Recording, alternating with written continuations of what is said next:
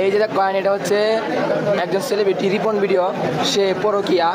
ভিডিওটা রিপন ভিডিওর যে রিপন এবং একটা মেয়ে, নামটা এখনো হাতে আসে নাই, তার সাথে তার সম্পর্ক হয়েছে, শারীরিক সম্পর্ক ছিল। এটা আপনারা যা জানলেন আমরাও তাই জানলাম। এই সালিস দরবারের মাধ্যমে 5 লক্ষ টাকা একটা জরিমানার একটা বিষয় ছিল।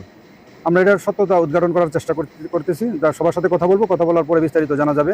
আর বা যে ভিকটিম, যে ক্ষতিগ্রস্ত পক্ষ, সে বা তার পরিবার কোনো অভিযোগ দিলে আইনগত ব্যবস্থা গ্রহণ করা হবে। না, সামাজিক যোগাযোগের মাধ্যমে জানতে পেরেছি যে একটা মেয়েকে একটা ছেলে নির্যাতন করেছে, এই ঘটনা আমরা জানতে পেরেছি। ছেলেটার নাম হলো রিপন, পানি ভিডিও করে সম্ভবত।